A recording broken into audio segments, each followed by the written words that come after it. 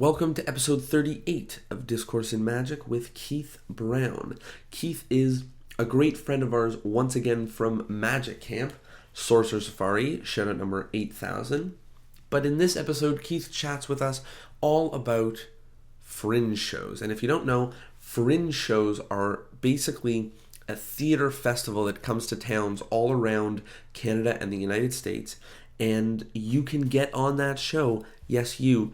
And Keith basically tells us how to do it, how to put on a great show, and how to get asses in seats at your show. How to get people that you don't know in a city that you've never been to come to your show. And of course, he tells us how to make it amazing and why it's so valuable to do fringe shows early in your career. So here it is, without further ado, the wonderful, the amazing Keith Brown in episode 38.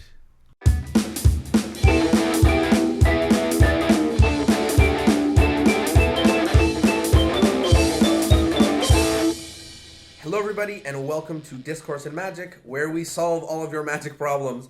Topics like theory, performance, comedy, business, media, and theater, but we're not talking about how the trick works. That's right. Take off those thumb tips. Put away that flash paper.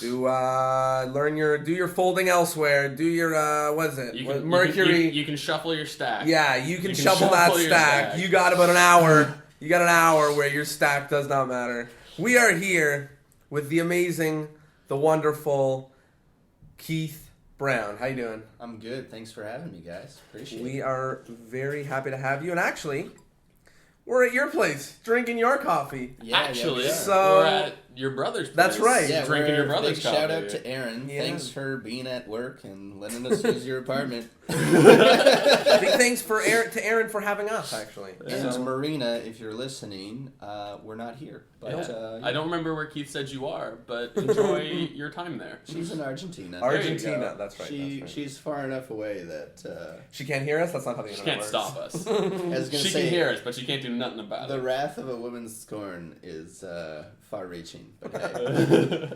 So, let's start at the beginning. Yeah. How did you get into magic? I got into magic because my brother, not this brother, so I'm the youngest of three, but my middle brother, Woody, showed me a card trick. And it was around the time that, the David Blaine specials were coming out. So, magic was being cool again. And my brother put a card through the window at my house. And it was incredible. It was amazing. And I needed to know. I didn't just want to know. I needed to know. And I pestered him. And he showed me this book that we had, and it was this long rectangular book. It was a collection of kids' magic. I don't know what it's called, and I don't have it anymore, and I wish. But it described key card principle. It had to levitate a friend. You could do a trick where you put a cloth over your thumb and you stick it full with pins and stuff. There was all these different tricks in it, and that's where he had started learning, and he started showing me stuff. And then That does not sound like kids magic. Yeah. Levitate your friends, stab yourself in the thumb. But anyway. I've only ever done that trick once, and it's actually really interesting. Involves a carrot. You just have a carrot underneath the cloth, and you're poking the carrot, and so it really feels like it's going in. But yeah, that's the tricks you do when you're a kid. But yeah, so he showed me stuff, and he taught me a few tricks, and we started doing it for my parents' friends when they'd come over for dinner. And we annoyed a lot of them. And that's how it started. And we just got out of it after a little while. It was a phase. And a few years later, if you remember E-Bombs World, I was on E-Bombs World, and there was a clip of a guy doing Darwin Ortiz Jumping Gemini. And it's a phenomenal, phenomenal trick, phenomenal clip, and it blew my mind. I was like, how in the heck is this guy taking 4 cards, making them all the 2 hearts, then all the 10 of spades, then all the kings, and I watched it over and over and over again, and I figured out how it worked, and then I found out about other resources, magic websites or magic shops and magic camp and things like that, and it slowly just evolved from there. And you're originally a London guy? Yeah, I'm London, born and Ontario, raised, by the way. Yes, I live... The important one. The important one. It's funny, I just tell people I'm from Toronto because when you're traveling, you're like, oh, Canadian, yeah? Where? Oh, I'm from Ontario. But where in Ontario? Oh, near Toronto. We're near Toronto. London. Oh, you're English. And it's like, ah! Like, that is the plight of all Londoners. You get 90% of the way there, and then they think you're English.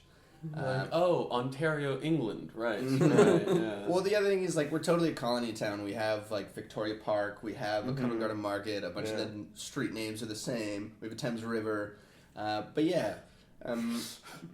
Yeah, not that original with names. Cool. So let's chat about the sort of the insider info that you have as sort of the king of Fringe, the Fringe king. It's The funny because magic I don't king of Fringe. consider myself like a king of Fringe. Like, I always looked up to my friends who, like, have been doing it way longer than me and stuff. And there's only one festival I've been to where I was the Fringe vet, and it felt weird. I was like, I'm the guy who's done the most of these here. So how long have you been doing Fringe festivals? I want to say 6 or 7 years. To date, I've done 20 festivals. Wow. And yeah. Which are about how many shows per festival? It can be anywhere from 6 to 10 per festival. It depends on... That's an outlandish amount of shows. Yeah. So originally, what happened was I'm at home, and someone in my family finds out that Nick Wallace, who you've had on the show... We have not. Oh, which But you he should will be have on the soon. show. We'll be We're soon, already yeah. we already have a working on date. it. Yeah, so he'll be on. So, like, I'm in high school and find out that Nick Wallace is going to be playing in my hometown. And we go check this thing out, and it's part of the Fringe Festival. And I'm like, what is this? And I find out that it's a theater festival. And, like, we take him out to lunch afterwards, get to know him, ask him all these questions. He does a phenomenal magic show. He's, like, one of my favorite magicians.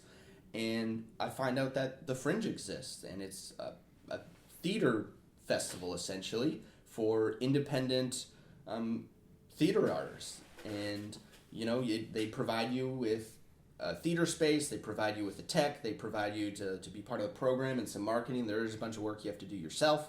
But that's my first exposure to Fringe.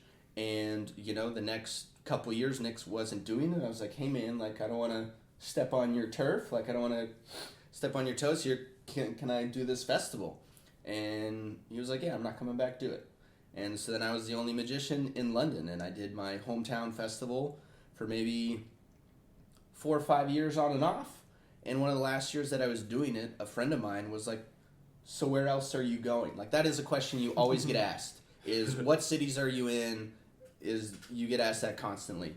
And so my friend, who was like, hey, what cities are you going to? I'm like, I'm not. I'm only in London. And she... They do this in more cities? Yeah, well, she freaked out. She's like, what are you talking about? Like, your show needs to be on tour. Like, you need to be out there, Keith. Like, you need to go do this.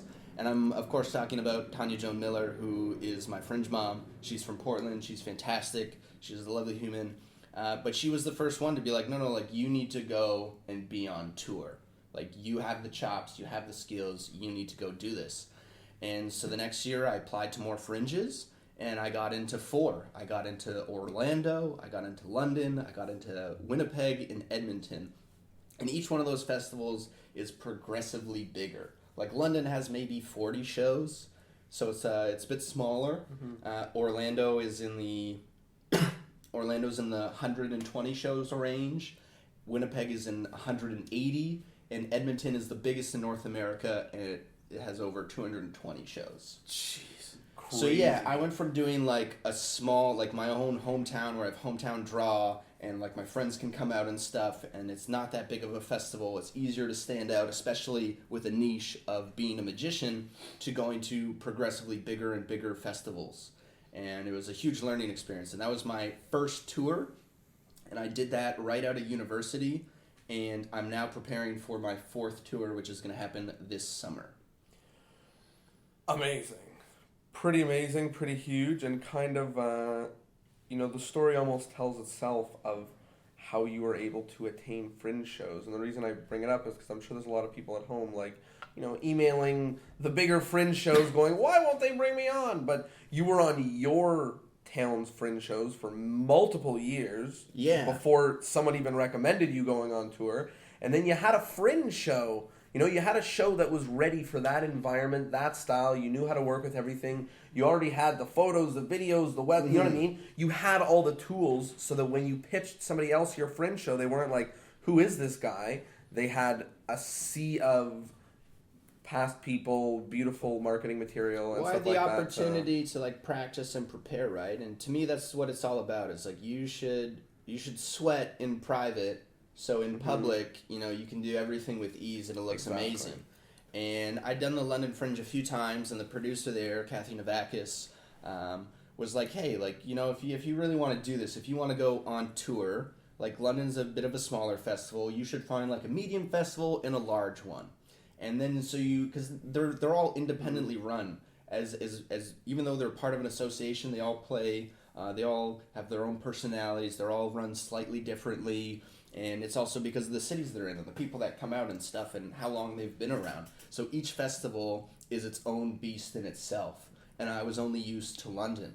And you know, the first time I actually went to another festival, I got someone went to pay me the one day, and it was an IOU on the back of an envelope.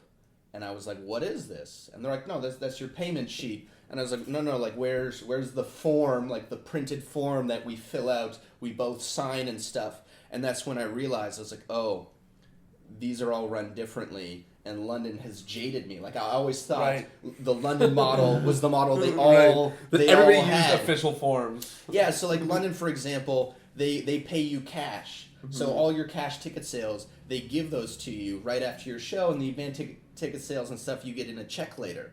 So I, on my first tour, go to Orlando, and I have like $100 in my pocket. And my friend has bought my posters in advance for me, and it's about $100. And he's like, hey man, like, I need that money when you get here. And I was like, well, after my first show, when they give me the cash, I'll give it to you. And he's like, what are you talking about? I'm like, you know, when they give you the cash, man, like, yeah. And he's like, they don't do that here. They give you a check at the end of the week. And so I immediately like have to call my mom, and I was like, hey, can you please send me some money? Like, this is not at all what I thought I was getting myself into. So pro Fringe tip is carefully read that document you sign when you do agree to participate, because each one's different. Each one has like a slightly different ticket price or slightly different this. So yeah, it's important to know and just not assume that they're all the same. So if somebody is trying to start doing Fringe shows, first, before we get into sort of the advice, what does it mean to do a Fringe show? So what do you have to do on your own? What do they take care of? What's the advantage to doing a Fringe show versus me just going to London and renting out the same theater that they would rent out and doing my own show? Well, because it's part of a festival, like the Fringe itself is going to rent out multiple theater spaces in a city, and they're going to pack a lot of shows in there. So they're essentially getting it at a better price than you can. And yeah, like it's cheaper. Like Toronto Fringe is the cheapest way to get theater space in the city. Really? It's super hard to get into, but it's the cheapest way. And that's why so many people apply. Rather than pay like, you know, thousands to get in to a theater space, they can pay a couple hundreds. So what does it work? You pay Fringe? So the way it works is you apply to the Fringe, and it's either first come, first serve, or it's by lottery. There are other models, but we're going to focus on the Canadian Association of Fringe Festivals. And if you go to fringefestivals.com, it lists all the fringes that are part of that association. And they even have some American ones, like Orlando plays by the Canadian rules. And as you're part of the CAF, the Canadian Association, there's a few rules. The first rule is that 100% of the ticket sales go directly to the artist. The festival doesn't make money off of your show, off of your art. So if someone pays to come to your show, that money goes to you. That's amazing. Yeah, it's the best. So like it's really a great way to like, you know what, I'm gonna put my money where my mouth is. I'm gonna do this, and I'm gonna see if I'm gonna make it back, or you know. The other thing is they're not allowed to censor you. Like they can't dictate what you do on stage. So if you really wanted to, like you could just stand there for an hour and call. It'd be hard to sell the second through 10th show. Well, that's the thing is is it worthwhile? So you need something obviously worthwhile to go see, and that people are going to talk about and you know send other people to. But they can't tell you what to do or what not to do on stage. they're also not allowed to jury the festival. They can't pick and choose. They can't be like, oh, we want this one magician, we want this dance show, we want these comedies. So you're saying Fringe Festival people are not selected? No. So the way it works is either it's first come, first serve. Like as soon as you apply, if they have the space, you're in. And that tends to be the smaller festivals. Like London used to be first come, first serve. They switched over to lottery. Saskatoon is a first come, first serve. But most of them are lotteries. So they literally put your name in a hat. And they... So the thing about that sort of is almost a little bit of a bummer is that you having done years and years of Fringe shows doesn't give you any legway. Is there at least a someone guarding the applications that go into that hat, or you could literally be an average Joe and you make it into the hat just anything. the same as Well, you? that's the beautiful thing about Fringe is like you will see shows that you're like, why isn't this on Broadway? Why isn't this like touring the world and making millions? Like I have friends who are so talented, and I'm like, you're doing the Fringe, but like no, like I really think like they should be on TV and they should be like everyone should know their name. But then there's also people who, you know, want to do community theater or just wrote their own piece, or maybe it's students who want the stage time or whatever, or maybe it's someone like me who is like an independent entrepreneur and wants to, you know, make their living doing this. So you have every spectrum of talent and range in there. So you might have someone who's incredibly talented, you might have someone who is just starting out. So it's an even playing field, which is interesting. And the crazy thing is all the shows cost the same amount of money. How much does it cost? It depends on the festival, but we're talking no more than $15. So most festivals are like $10, some are $12. Edmonton is like $15 at most. And how much do you have to pay Fringe Pretty to sure get? I paid $20 for your show, but okay. You can bring that up with the Toronto Fringe. I think that's against the rules, but hey. No, much sorry, do you I have bought to- a pin. That's Oh, what yeah. $15 ticket, and I bought a pin. How much do you have to pay to be on the Fringe lineup? It can be anywhere. So the baby festivals are probably like a couple $100. Like I know Nanaimo is under $300, Right. but Nanaimo is like a lot smaller. Right. So it's proportionate to what they offer or what they can provide back to you. Most festivals are in between the $6 to $7 range. Orlando is probably the most expensive because it's American, and you can also they have tiers that you can sign up for. Wait, $6 or $7? $100. $600. Yeah, $600 to $700. Yeah. I thought we were talking about ticket price again. Oh no, I wish. So yeah, you pay anywhere from $600 to $700. But that's still reasonable for even a bigger show. But think about it. So you're getting say 6 to 7 shows per festival, and so you're paying like $100 a night. Which you couldn't rent a theater at that price, even if you called in all of your favors. Yeah. If 10 people come to your show, you're already making your money back. Exactly. So, you know, you're paying this money up front. You get a nice theater space. You're paying for the technician. You're paying to be in the program, which gets circulated around the city. You're listed on their website. So, there's a lot of benefits of paying this money. The only downside is you have to pay it up front. So, right now is the Fringe booking season, which It's means the you're in Fringe the booking hole. season. Yeah, it's the Fringe booking season. So I just found out, I'm in the London Fringe. I have to pick and choose between Ottawa and Montreal because they're at the same time this year, unfortunately. I'm in Winnipeg. I'm in Edmonton.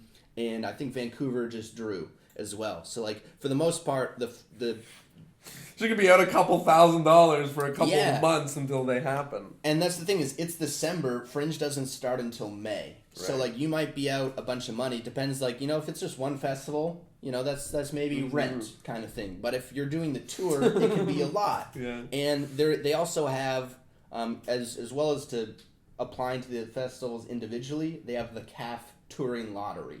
So that they choose only a few people. But if you want, tour the whole thing. you can tour the whole thing. You can pick and choose every city, and you're automatically in. That's amazing. And the thing is, if you get that and you want to go to all of them, you're then have to shell out, You're in the whole, $7, $8, $9 to go to all these things, which you're not going to make back, hopefully, until a until couple later. months. So that's why I was like, okay, I'm going to do my hometown, figure out how this thing works, get the model down, and then expand, scale up kind of thing.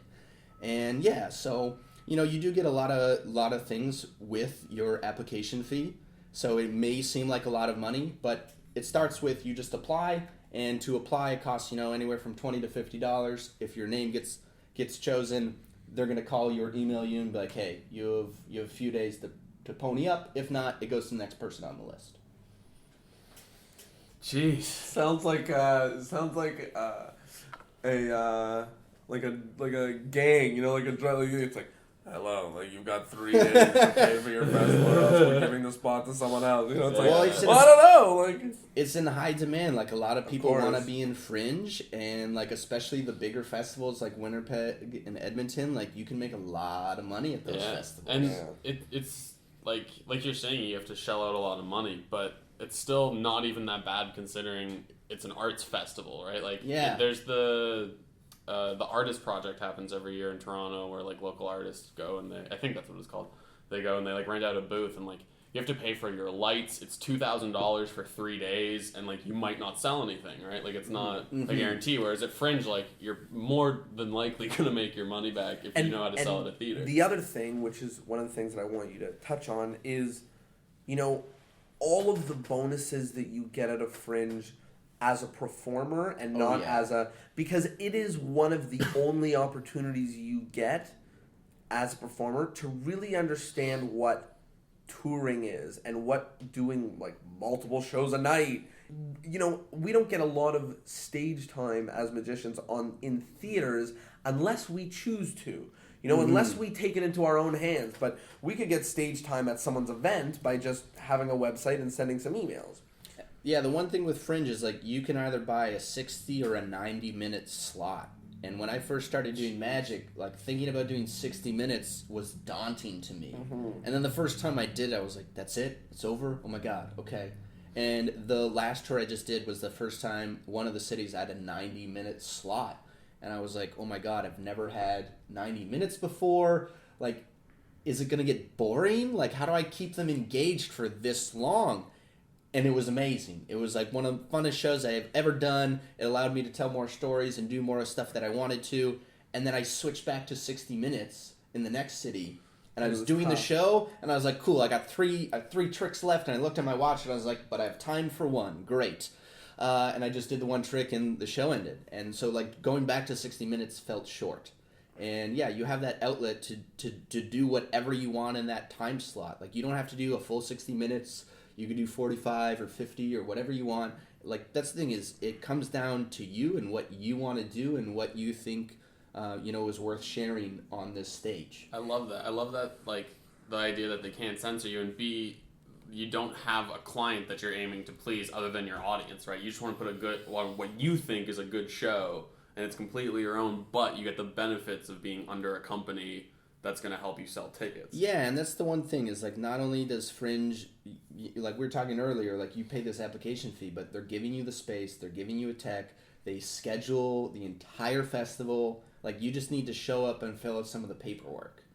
So how much work outside of arriving and doing your show do you do? Do you have to sell any of the tickets on your own? Do you have any methods for that? Or do you just blast everyone in the city and say, spread the word? So I personally don't sell the tickets. Like the festival sells the tickets, and normally you can get advance tickets. You can also buy them at the door and stuff. What it comes down to you is how do you get these people who are already at the Fringe into your venue? How do you get them into your show? So there's people that are going, and I'm just trying to set the stage. There's people who are like, wow, the Fringe Festival's in my town, and they're like, looking around almost. So your bet is not to say like who can you call the most times, but it's how can you produce the best promo material to convert those people from where they that's are. The other thing is like your flyers, your posters, that isn't included in your stuff. Like you need to go do that yourself, and you get better at marketing your show, and how do you figure out how to get people back? And word of mouth is the biggest thing on the Fringe. Because they have beer tents, they sometimes have buskers depending on which festivals you go to. They'll have activities, and they'll have like a festival grounds, and there's all these people milling around, in between shows, getting some food, or they're lined up waiting for the next show, and people are talking to them, and people are like, oh, what did you just go see? Oh, I saw this show. it was amazing. You need to go get tickets before it's sold out. Or I just saw this show, it's not worth your time, kind of thing. So word of mouth is the number one seller in Fringe. So like you could have a great show, but if no one's talking about it, doesn't matter. It almost sounds like as the Fringe week goes on in whatever city is as you get, as the noise starts bringing, you know what I mean? Like as the week goes on, your show will either fill up and not be empty anymore, or be empty and never fill up again because you Right. Well, that's the thing is word gets around, and like second weekend is always the best weekend because people want to go fit in their last shows that they've all heard about and stuff. Whereas like first weekend, the patrons are probably seeing the artists they already know about, that they're familiar with, that they saw in the previous year. They're excited that they're back in town, getting the earliest. And then they're going to go and venture out and see all the new stuff because people like familiar kind of thing. So one of the big things is in your promo. Like you need to do a crap ton of promo work in the first weekend. Like all your flyers should be handed out by like the Tuesday. Because people have already figured out their So what does that mean? Aren't they doing the flyers? So they have a program which could be like a magazine type thing, and it lists all of the shows, all of the times, it has ads and stuff. But I also print up my own personal flyer that has my show times, where my venue is, and then you hit the lineups, and you handbill, and you talk to people. So the first question is, do other people do this? Everyone handbills. Okay. If you're not handbilling, you're doing it wrong. Okay. And you can always tell someone who's new to the Fringe because they stop handbilling early. And my friend Jeff Laird, he's the one who put into perspective to me. He's like, look, for every person you talk to, that is a potential $10 or $12. Mm-hmm. So if you talk to 10 people, that could be $100 in your pocket. And even if you talk to just one of them, that's the difference between you, getting Subway or you getting like a steak or you buying like 2 beers at the end of the night. So you can really tell the people who are new to Fringe and just want to party or whatever, or just want to hang out and thinks it's awesome. But then there's the other people who, this is how they make their living. Like a bunch of my friends, they make the majority of the money on Fringe. And so, you want to talk to as many people as possible, and you want to be nice to them, and you want to give them every reason to come to their show or come to your show. How do you make, just because this is the one thing popping in my head, how do you make the majority of your money on a show that is lottery picked? Well, that's the thing. So, right? Like, every year you just cross your fingers and hope that you don't get roasted? So my one friend, he did not get into any festivals this year.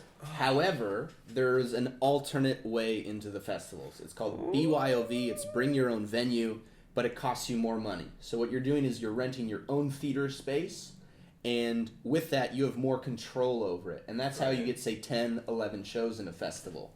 Because you and, say, 6 friends get together, you rent out a space, you all get way more shows than everybody else, but you're paying more money. Way more for the to theater. do it. And then do you pay Fringe to get on the bill? So you still pay Fringe. Sometimes it's at a reduced rate. Sometimes it's still the full rate. And it's essentially, sometimes it's a glorified program ad. Mm-hmm. But you also still have to rent this theater space and pay for a tech yourself. So, but there are ways, for people who are moving into doing all Fringe, there are ways to make sure, maybe you might be down another $1,000 or something, or $1,500. Yeah. But you can still do your Fringe shows, and if you're doing 20 shows or 15 shows or 12 shows in a city, and you know that you can fill them up. It's okay if 1 year or 2 years you have a setback of having to do your theater. It's not the end of the world if you don't go to a city every year. Right. But, you're going to get the most growth if you go to a city consistently every year, because they're going to remember who you are. They're going to, especially if they like your work, and more people are going to come. And also, missing some of the smaller ones isn't the end of the world, because a bunch of the small ones are, considered stopover cities. Right. On the way to the bigger ones. The real big ones are Winnipeg and Edmonton. Those are the two, the ones that every artist is cross my fingers, hope to die, hope I get in, kind of thing. So, was working on Fringe, so you're a little bit different in the sense that you did theater in university. Yeah. And the reason I brought that up is because Fringe, for a lot of magicians, is probably the first time that they have a tech person. Yeah. So Tell me about that. What did you do with it? Do you have any tips for magicians using their tech? Because, like, if it was me, I would be like, I don't know, play this song at the beginning and end, and then make sure the lights are on my face. Like, right. I don't know what I would say, but obviously you could do an outstanding and there's a decent amount of tech in your show. Yeah, right? So like you have the videos. Originally, like the first few years I ever did Fringe, I had no tech. It was literally lights up. I'm going to do my show for an hour. You're going to turn the lights off, and that's it. So your tech person arrived, and you were like, that's it, lights up, lights off. Oh, yeah, like, I was a tech's dream because we'd be done in, like, 10, 15 minutes, right. And then, like, this guy could go on break. You get 3 hours of tech time, or at least you should get 3 hours of tech time, and, like, you spend a little bit of time telling the guy what you want in terms of lighting. You're not going to get anything great. Like, more or less, you get a basic theater setup, and you get one special. So you can get, like, a spotlight, their kind of thing, or whatever you want, because you're not the only artist in this venue, so it's not like, and sometimes there's not a lot of turnaround time in between shows, so it's not like this guy can get on a ladder, readjust the lights or whatever. So think super basic. So I always, because I was doing corporate events and I'd like walk into your company and I'm under the fluorescence, I just do the show wherever. That's the same way I started doing Fringe, is I just walk in and be like, turn the lights on. Like, give me this looks good. Yeah, give me a general wash. I don't need anything special. As long as they can see me, I'm fine. And one of the times I was doing London, my tech Rory was like, "That's it? Like, you sure? Like, you don't even want like a spotlight at the end somewhere?" And I was like, "Ooh, that's a great idea. Sick idea, Rory." So because of Rory Morrison, like, I put in a spotlight, and it was for my needle trick at the end, and then it's slowly evolved. And sometimes you get really good techs that, will give you ideas, and sometimes they're just there to hit the cues. Sometimes they're like, you're going to get everyone from different skill levels in tech. But yeah, originally I just walked in and was like, hey man, turn on the lights. But now, like, I have a printed prompt script which will say like LX1, LX2 and stuff, and like call the sound cues. And that took me a few years to get, because, it's like, how can I work with you and we can make this more and more professional? Because that's what it is. Like, it's an opportunity to do that. And I feel like if I had the opportunity, I would say exactly what you... I would walk in there and I would look at the guy and I would go, I'm going to stand around up here. Whatever you think is probably the best. I mean, it's just a show. You know more than I do, right? Like, that's what I would say. And that's the thing, is they're not there to design your lights. They're there to run your lights. Right. Kind of thing. So you should already have an idea. And some people will, have 100 lighting cues in their show and have it designed out to a T, but like, you need that stuff written up, because otherwise your tech is going to hate you, and your tech is the difference between you looking good and you looking great, kind of thing. And they're not the only show that they're running. Like, they have to juggle all the other shows in their venue, kind of thing. So you wanna be on good terms with your tech.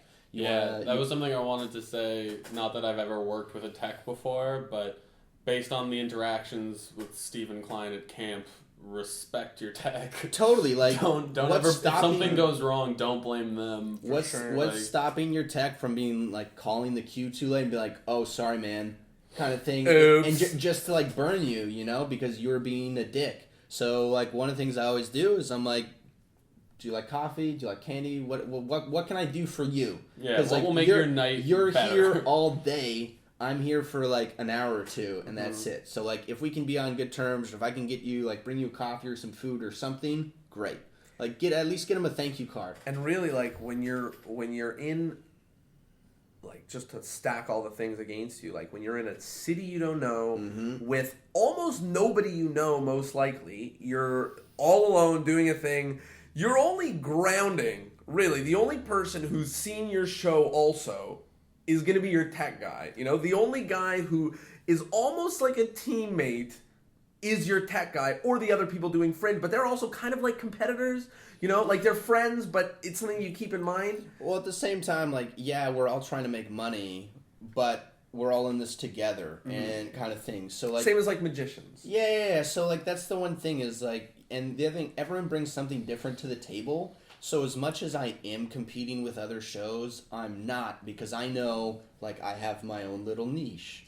And, like, being a magician helps you stand out, because there's normally not that many magicians at a Fringe. There's a crap ton of, solo shows that are comedies or dramas and stuff. So whatever you can do to stand out and differentiate yourself is paramount. But yeah, just being nice to your tech, because they're going to go talk to all the other techs at the end of the night and be like, oh, this guy's great, he was so nice, or like, oh, this guy is a jerk, like, you don't know, screw him. Because like word of mouth is everything. Everybody talks at a festival. It's almost like it's almost like the key to executing a successful Fringe festival is keeping word of mouth in mind. You know, like you're being awesome to all your tech. You're giving out flyers and being amazing to people. At the end of your shows, you're either pitching other people's shows or getting people to remember about your shows that they pitch to other people. Like, you have to keep word of mouth at the front of your head when you're in a city where nobody knows you, because that's your tool. That's the only tool you have.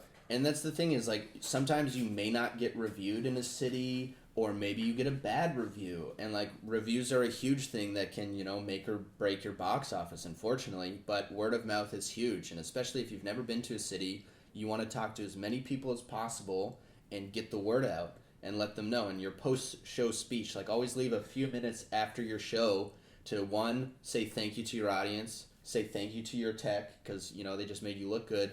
But then also shout out some other shows. Like, say, hey, I just saw this show today, and it was really great. I think it's worth your time. Or, you know, if you have friends in the audience, like, who here has a show? Oh, what's your show? Okay, great. And, like, spread the love, because you know what? They're going to do the same thing. Because, again, we're all in this together, and the more you help others, 100%. The more others are going to help you. So let's talk the tiny little things that come with doing 25 festivals by 15 shows each. The little stuff. So what are the things, the little tiny tips that you've learned that somebody who's maybe doing their first or second or third festival might not know, and you're going to save them? How are you going to save? I think having a really good pitch and having more than one, because you're going to be, like, walking down a line of people, and if I keep repeating the same thing over and over, it's like 3 or 4 people down are like, oh, I already heard it, kind of thing. I heard your bit. So, like, I always rotate my pitch and give them slightly different ways of selling my show. And sometimes, like, a line is going to start going in. So if you're selling your show in 5 minutes, well, you just got cut off. So you want, like, 1 or 2 quick sentences. So normally I'm like, hey, my name's Keith Brown. My show is Absolute Magic. I was chosen Toronto's best magician, and I'm not even from Toronto, which normally gets a laugh. I hand you a card, next person, kind of thing. And sometimes, you know, you strike up a conversation, keep going, but you want to, again, hit as many people as possible and be genuine and be nice and be sincere.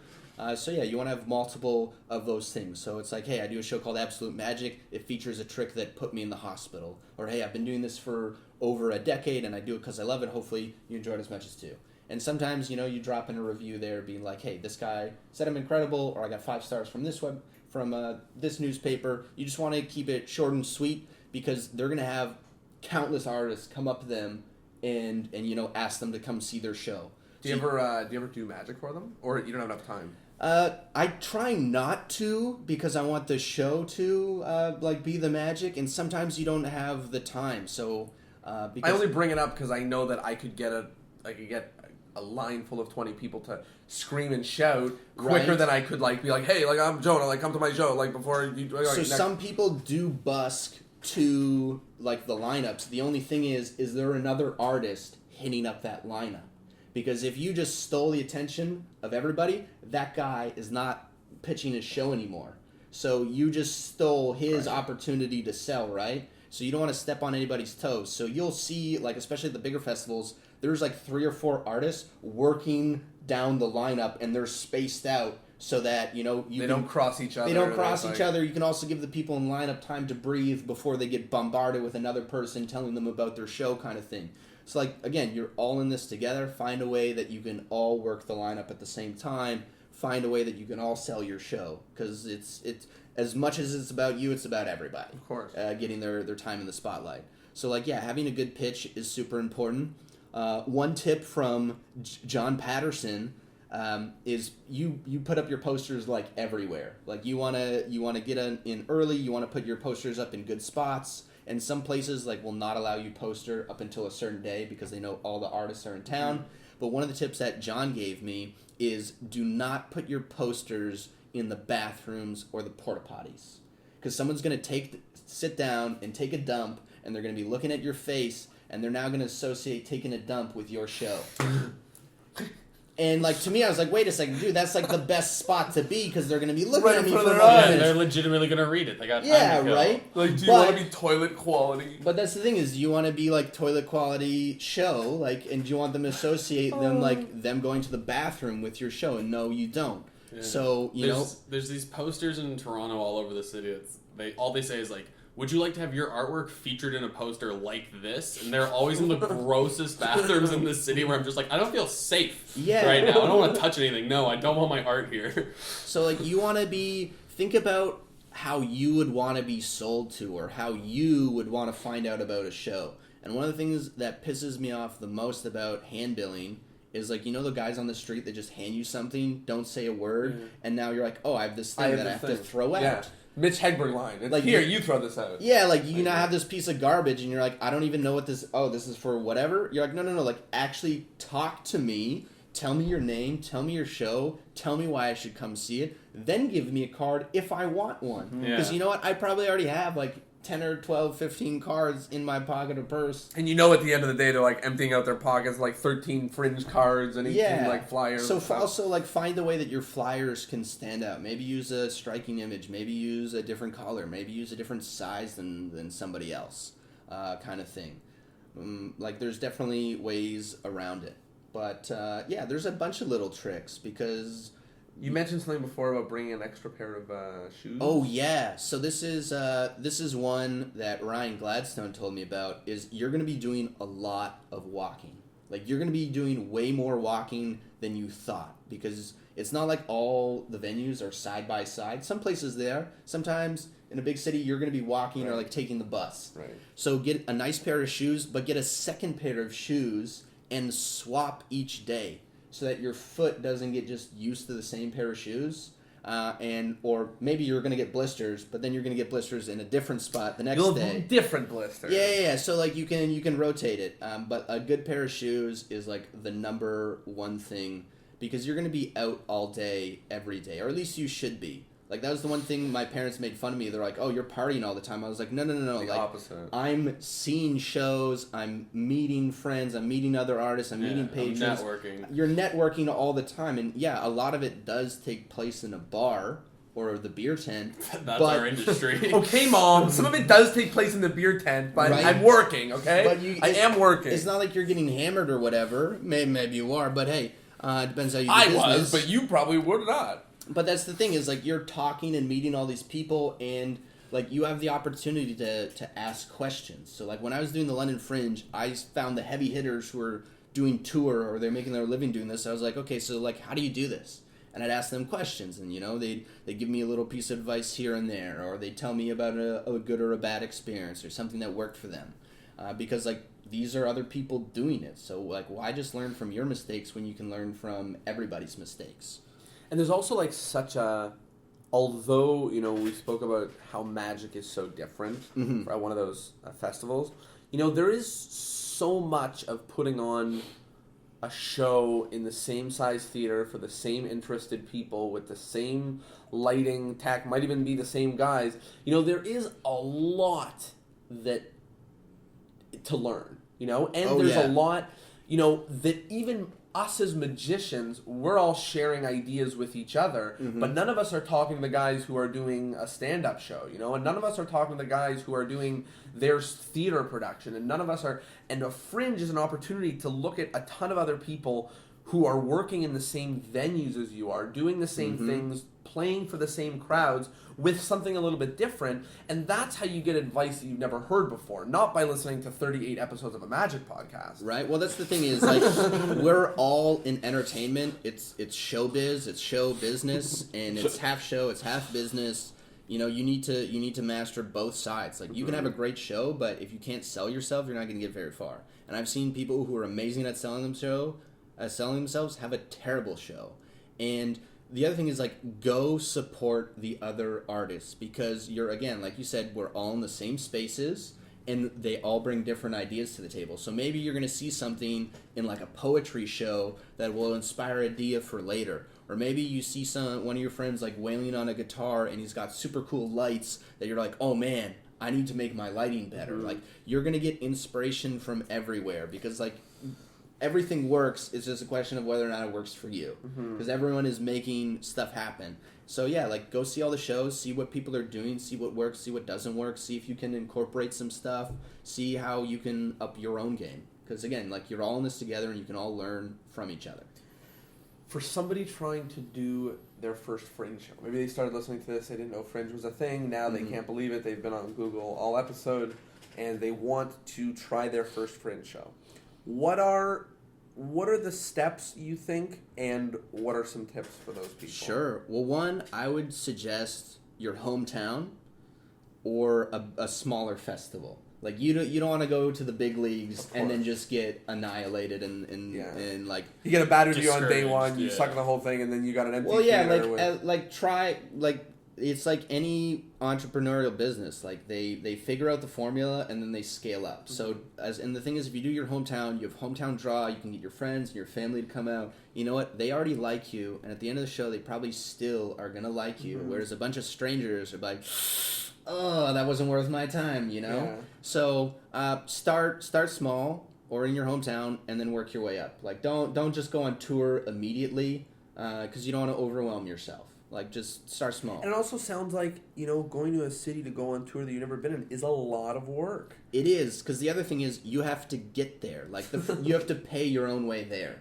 And sometimes you're going to be taking the Greyhound, maybe you're driving, maybe you're flying there, especially if it's further away. The Fringe does billet you. They have a billet system where you apply, and someone from the city will host you. And mostly, that's nice. Yeah, so like it saves you money. The rule is like they're not allowed to charge you any money.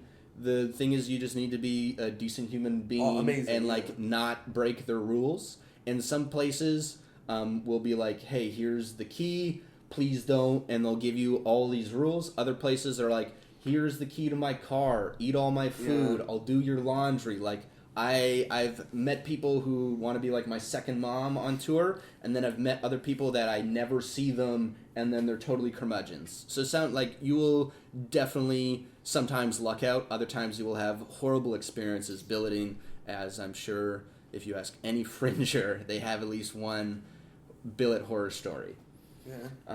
So yeah, like... figure out your travel and figure out the time between, especially if you're going on tour. But start with a show. Like, start with an idea and start writing soon. Because as weird as it is, when you think you have all this time until Fringe, it will sneak up on you. I've been doing this many years. Every single year, I'm like, oh my God, this city is like coming up. Yeah. And it always sneaks up on me. And as important as your show is, like, obviously you need to have a great show, but it becomes the least important thing. It does, because it's all about like... And that's what I had anticipated when talking about Fringe, is that, like, everything is about getting the asses in the seats. Butts in seats is huge, and it's like, what are all the different ways? And, maybe you get a great review in the newspaper, maybe you're on a radio station, maybe you make it on TV... maybe it's just word of mouth. There's so many different ways to get butts in seats, and you need to be working all of them because, one is going to, maybe when one city it doesn't work for you, maybe in the other city it does, kind of thing. So you always want to be pushing and just like, spreading the word. You can never talk to too many people on Fringe. The only downside is when you start talking to the same people over and over. We know. Well, yeah, that's the thing is like, you get to learn some people's names, and then that's when I start building a relationship with them. They'll be like, oh, hey, you've already hand-billed me. I'm like, oh, I'm so sorry. Please remind me of your name. And then when I see them later, I'll use their name, and they're like, oh, my God, this kid remembers my name. And I'm like, oh, well, what shows have you seen today? What's worth checking out? So now we're not talking about my show. I'm talking about their Fringe experience. Now when they refer to you, it's not this, like... this person who did a show, it's this like actual person who they've spoken to 2 times. They've shared info, you've shared info. Yeah, we're developing a relationship and we're having a conversation rather than me just being like, hey, can I have your money? Please come see my show, kind of thing. And especially in the bigger festivals, you will not remember everybody you've talked to. So it's kind of on the patron to be like, hey, you've already hand-billed me today, or you hand-billed me last week or something.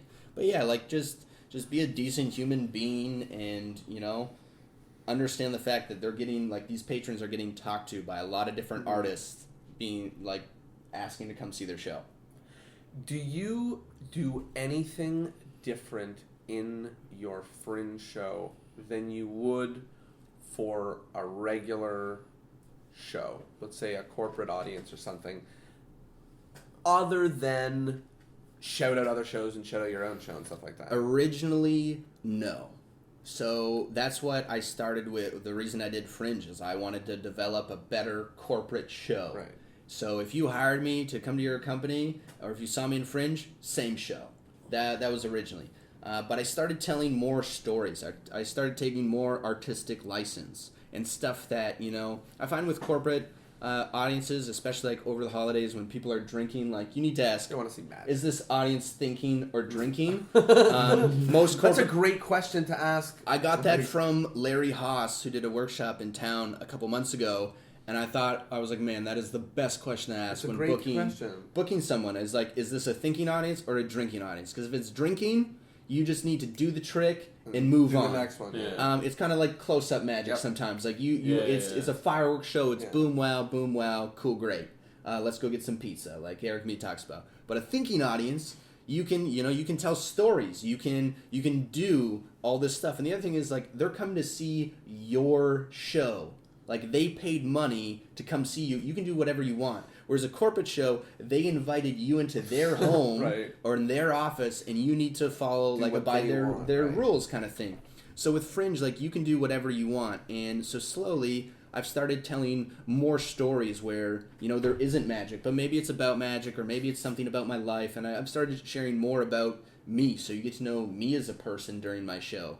And there's totally been times where someone's hired me and I start doing my Fringe show and I'm like, oh, you guys don't care about the stories. You don't care about this. And so then I need to cut it. And like covering for Bobby at Dave & Buster's was a good example. The first time I ever did it is I did my Fringe show. And I was like, oh, you guys are here to play video games and get drunk and have food. You had no idea there was going to be a magic show here. And you guys don't care about the trick that put me in the hospital, or the fact that, I got to go to a Stanley Cup party before I could drive a car. Like, you don't care about those stories. So the next time, like the next show, like later that night, is I took a lot of the stuff out of the stories, or I found tricks that were purely visual, or just like straight to the point, or involved alcohol, or were about sex or something like that. That was like, okay, anyone will find this entertaining, or like it's just to the point. It's entertainment. And sometimes you're like, oh, this doesn't feed my artistic soul, but it's like, hey, it's not always about you. Sometimes it's mostly about your Fringe client. is your time to feed your artistic soul. Yeah, well, like they're seeing you on your own terms, so like you can do whatever you want in that space. And if they don't like it, that's fine, because you know what? You're the one who put on this show. But if they're inviting you into their house or to their company and they're paying you, like, a fee or something, you need to abide by their rules. And, it's like, it's basic hospitality in my opinion.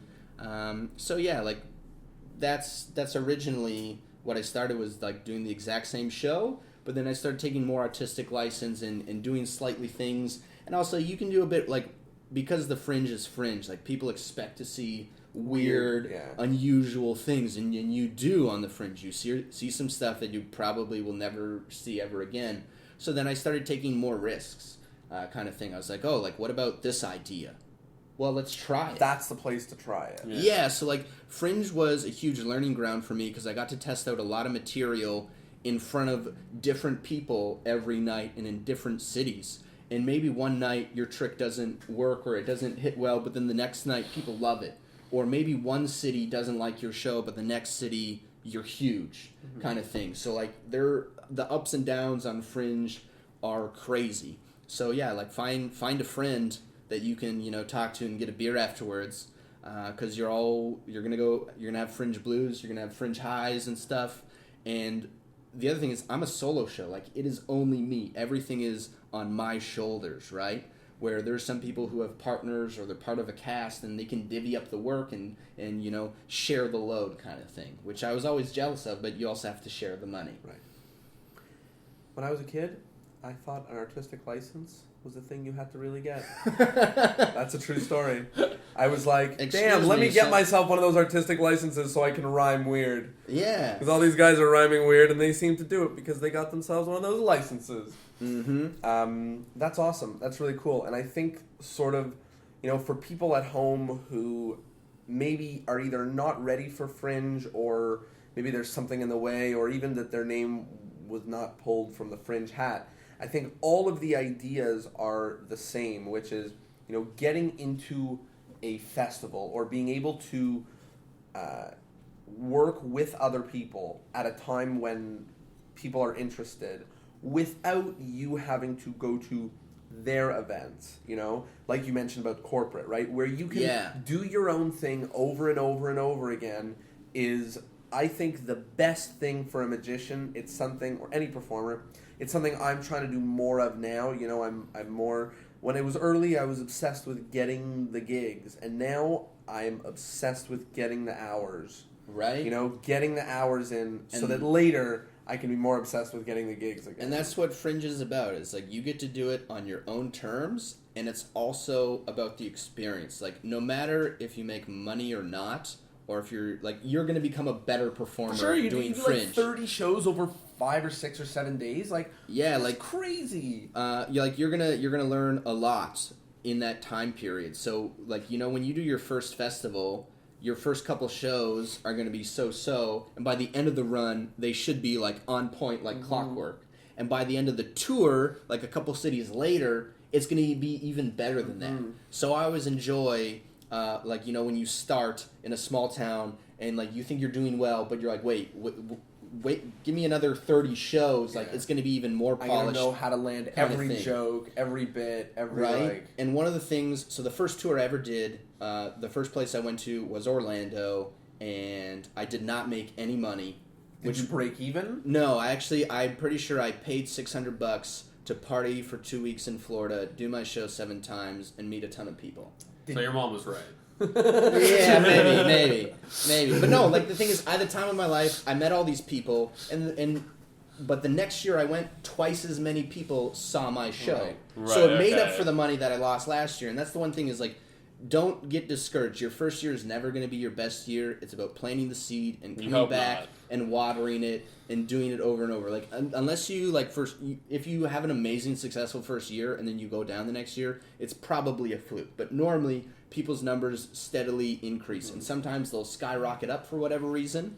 The thing that it sounds like about Fringe is whether you even do it for a living or you do it as almost the start and hours or whatever, it's still about playing the long game. Oh, it is. It sounds like Fringe festivals are about playing the long game. It's about going back to the city the 3rd and 4th time, and not, this year I'm going to do Fringe Festival.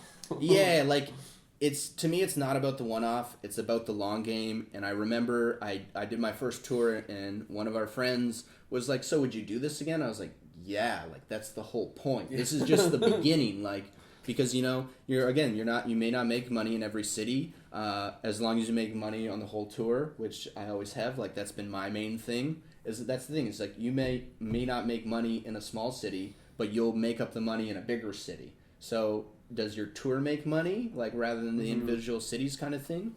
And to me, it's always about the long game, right? Because I've been doing this for close to 15 years. I just turned 25. I've known for a long time this is where my life was headed, that this is what I wanted to do with it, this is how I want to make a living, that this is my career. So to me, I'm hey, if you think I'm good now, wait till I'm 30. Wait till I'm 40. Fringe show through 20 times or 15 times. Yeah, think about what I'm going to be doing. And to me, Fringe is also a stepping stone. I don't want to be doing Fringe when I'm 50 or anything like that. I hope that I'm beyond it. And that's not a knock to Fringe, but I see that as Fringe is an opportunity. Fringe is the time to do 200 shows. And when you're 50, you don't do 200 shows in 2 months. You do you're not going to do that many in 2 months. No, or whatever, 3 months. But the idea is that you are tackling specific places, you are getting those gigs, you are doing those shows. You know what I mean? To me, it was about getting the stage time, developing my show, becoming a better performer and a better showman, but also like getting the marketing materials and like, you know, getting a review from a newspaper in a different city or a different country are huge. Yeah. Like I approached a company before my first tour, and I was like, hey, your company party's coming up, you guys should hire me, blah blah blah. And they're like, hey, no thanks. And then I went to Orlando, and I got a bunch of great reviews, and I posted them online, and sure enough, this company calls me, and they're like, hey, we want you to work our company event.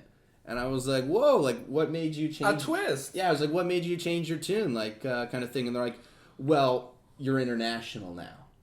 And I was like, oh, okay. Yeah, so Fringe has opened many doors because they're like, wait, you go to where and do your show? Like, kind of thing. Like, people are amazed that I travel around all summer and I can go from, like, you know, 3, 4, 5 to 8, 10 different cities and do my show. And then I'll get pressed the entire time of like stuff that you can use for later. And you know, you can use that to sell your show in a future city, which is super important. Like, you want to update your marketing materials in between cities, especially if you get great reviews. But that's something you can put on your website and use for later and sell yourself. Like, Fringe isn't just about Fringe, but it's about the long game, and see how you get a ton out of it. How can you use Fringe to leverage yourself for later? How can you use it to get corporate gigs or book more stuff? And like, you know, someone just flew me back to Winnipeg to do a corporate show there, and it took me 3 years of going to Winnipeg every summer, but now I have clients that hire me in Winnipeg and fly me out there. So to me, it's totally worth it. Well worth it. Yeah, like, you know, and that made up for any money that I ever lost on tour, kind of thing. Mm-hmm. Or if I did ever lose money. Hypothetically speaking. Hypothetically speaking. Never in Winnipeg, but some cities you're either not going to make that much or whatever. But it's about knowing that. Like, for instance, Montreal is known as the party fringe. And all my friends are like, look, you're probably not going to make any money. And if you do, you're going to spend it on food and booze. And if you know that going into it, that's great. Makes it a way better week. Because if you go in, if you go in with the expectations of you're going to be a rock star, I'm going to make thousands of dollars, you're gonna be sorely mistaken. Yeah, Montreal is not the city to do. You're going to have a harsh reality check there. As it's called, Montreal, M-U-N-C-H. Munch your way through it. Yeah, like, Montreal was a great time, and I remember telling my dad, I was like, Dad, I didn't make any money, but I had the time of my life. And he's like, so you probably wouldn't go there again. I was like, no, that's not what I said, Dad. You misunderstood, Dad. I was like, I had the time of my life, I just didn't make any money.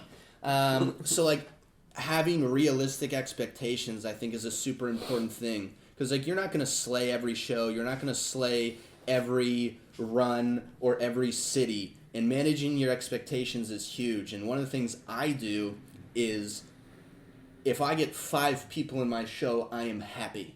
Because that means I get to do my full show. Because I have X amount, I have 4 volunteers at most. So you're just like, I need enough people to run the show? Yeah, I need enough people to run the show. So if I have 5 people, 4 can come up on stage and 1 can still watch, kind of thing. And if I get any more than 5, it makes me happy. Bonus. It makes me excited. And if I sell out, even better. Because there's nothing worse than being like, oh, I'm going to sell out tonight. And you walk out and there's 2 people in your crowd. And the 3 of us are going to have an interesting show. And they just, like, your bubble just bursts. And now you're like, oh, man, all my energy's gone. I'm disappointed. How do I still perform for these people? So I think expectation management is a huge thing on tour. And knowing that some days you're going to slay and you're going to sell out.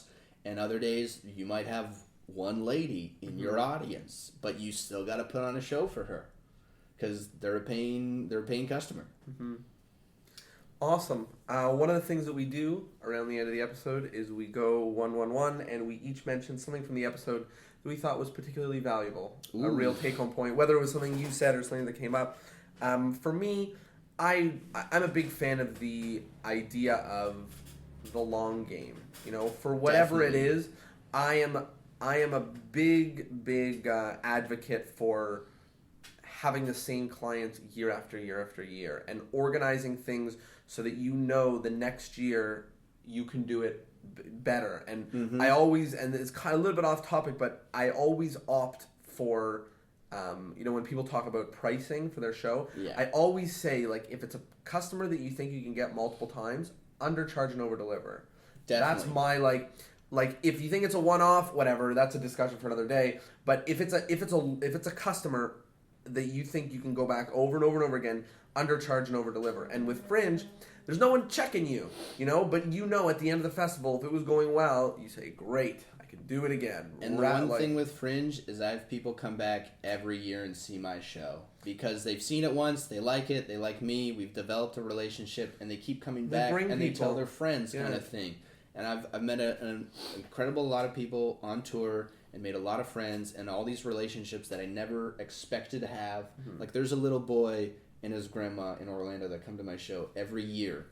Hendrix and Mellon, they're amazing. And like they've since shout out Hendrix. Yeah, he's the cutest little boy. But like the one year he helped me on stage, and I pinky promised this kid that I wouldn't go back to the hospital.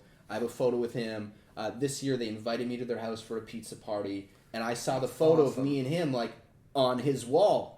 And I'm like, you don't realize the impact you have on somebody unless they tell you. That's awesome. It is about that long game, about developing those things. Because you know what? You could just gouge somebody for their budget or whatever money they have, but are they going to hire you again? And most magic shows or most events you get hired for, you're not going to get hired every year. Maybe they hire you every other year. They're going to wait like an X amount of years because they don't want a magician every year at their holiday party. And Fringe is an opportunity for you to come back, once or twice a year. And get their $10-15 and give them a great show and build this relationship with them. So to me, it is all about the long game and planting those seeds and awesome. And watering them. Tyler, anything from the episode you thought was particularly... One day I'm going to go first, Jonah. And then you're going to be screwed. You're going to sit there going, oh dear. Yeah. Every episode he takes my bit. But I have another bit, so that's okay.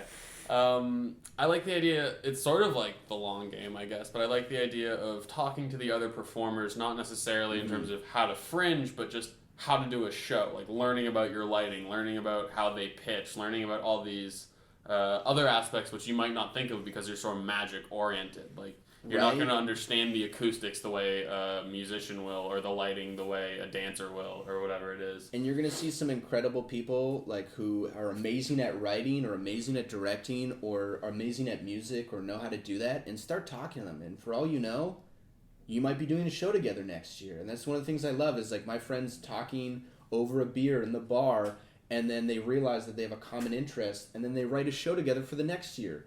And it's like, it's all about collaboration and finding those ways to fill it in. And so, yeah, I think that's a great thing. What about you? Last thing, take-home point. My take-home point is the opportunity that Fringe can provide. Because everyone goes into Fringe for something different. Like, some people might go in it for the money, which...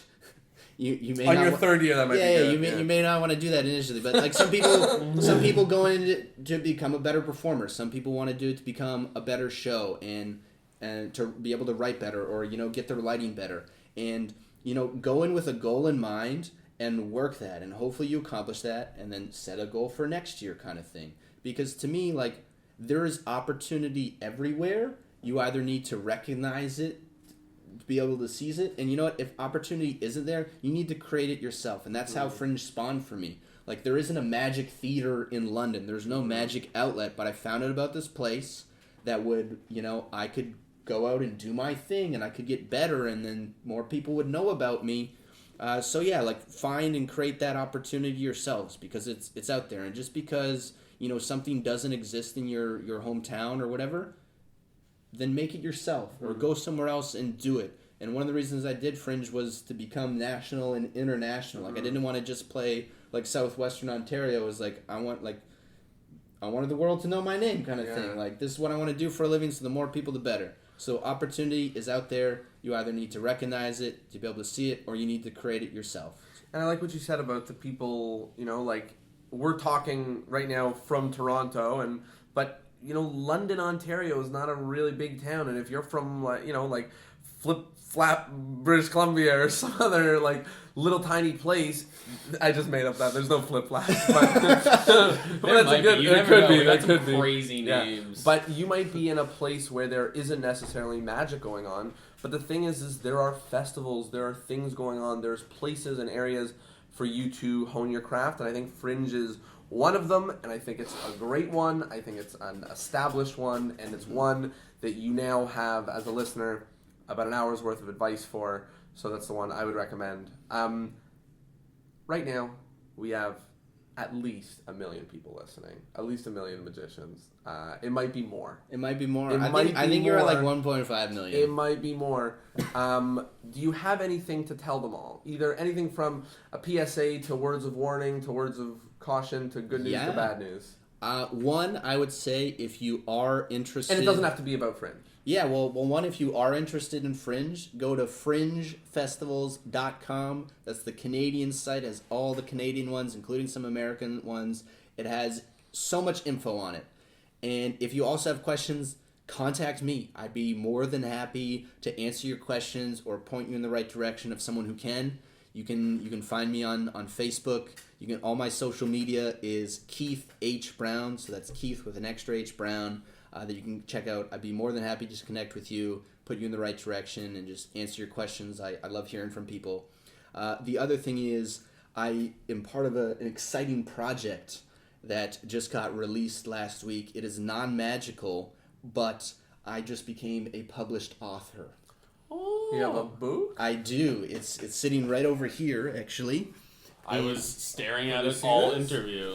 Yeah, so it's called, like, this just came out. It's called The Dreaming Big, Being Bold. It's with... I have bad news. Your name is not on the front. If you turn it over, there is... there you are! Yeah. Oh, my! So this is a co-authored project with 26 different people. They're entrepreneurs from different walks of life. You know, there's people that are public speakers. There are people that... are musicians, there's anyone and everybody, and there's like doctors, there's anybody and everybody in this book, and it's about their journeys and, how they became a trailblazer and how they decided to, dream big and be bold, and how you can take something from that and improve your life. And I'm chapter 20 of this bad boy, and I talk about, the trick that put me in the hospital. I talk about how I got to perform at a Stanley Cup party before I could even drive a car. And, the lessons I learned from that. And so this is something super new, and I think it's super cool. And if you want a copy, you can go to my website, and there should be, by the time posting, there should be a store on there, and you should be able to buy a book. So I'm gonna make it in the time. Like, that's how new this project is. And if it's not up there, just, send me an email. Find me on Facebook. Find me on whatever. My website is absolutemagic.ca. And again, that's absolutemagic.ca. Thanks, Darren Brown. No relation. But yeah, you can find me. I'd love to connect with you. And just if you have any questions for me, if you're interested about how to make this as a living, or how you find opportunities, or whatever it is you're working on, I'd be more than happy to listen to your questions or listen to you and help guide you. Because you know what? There's so many people who gave me the time of day, and whether it was at Magic Camp or whether it was at a magic shop or something, is people gave me the time of the day, they listened to me, they answered my questions, and they provided me with the opportunity. So I just want to pay it forward and, help out the other people that, the next greatest magician is out there. Listening to this. Is right now. Listening to this. Right, it's you. Specifically it's you. And you know what? In the skin. There are an incredible amount of people out there in the world and who have knowledge and stuff, and you just need to be bold and pursue your dream and have the balls to ask a question, because someone out there probably has the answer and can help you on your dream and on your path. So I'd love to close with a couple different things. The first is that I love that every chapter is a different person, and they end the chapters with a section called One Step You Can Take to Change Today, which is very nice and kind of reminds me of how we end our podcasts. And what I'd like to do is I'd like to read Keith's sentence, the first sentence of that last bit. So the end section called One Step You Can Take to Change Today. And it says, once you've chosen what you want to do in life, you can distinguish yourself from all the others in your field with your creativity and inspiration. And with that, I think we're going to end the episode. Keith, where can people find you on the World Wide Web of social medias? People can find me at absolutemagic.ca. You can also just put in keithbrown.ca if you can, whichever one you remember. All of my social media is at Keith H. Brown. That's Keith with an extra H. And I'm on Instagram. I'm on Twitter. I'm on Snapchat. I'm on Facebook. I'm on LinkedIn. I'm on all those.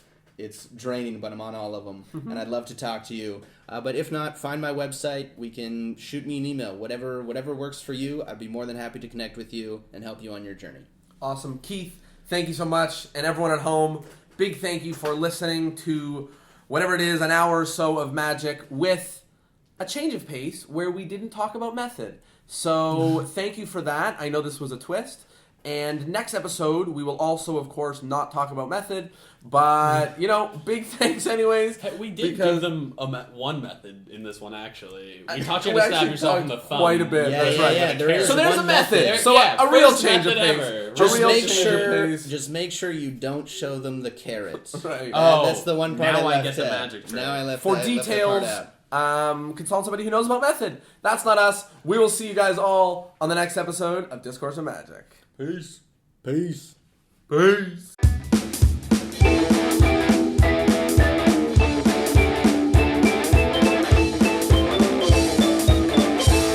Well, there you have it. Everything you needed to know about Fringe shows. How to get them, how to fill the seats, how to put on a great one. Basically, at this point, you have no excuse as to not doing a Fringe show or something similar, because I think Keith did a great job of explaining exactly why that sort of thing is so valuable. As always, if you have comments, concerns, thoughts, feelings, ideas, emotions, opinions, you want to get the links for the episode, you want to comment on the episode or anything, you can do all of that at discourseinmagic.com/ep38. That's EP38, obviously stands for episode, and that's where we leave the episode description details, all of the links, and that's where the comments happen. So if you want to comment, share, leave your feelings, thoughts, opinions, ideas, emotions, or whatever, go to discourseinmagic.com/ep38. You can find all the links to Fringe stuff and all of your questions answered, and we will see you on episode 39 of Discourse in Magic.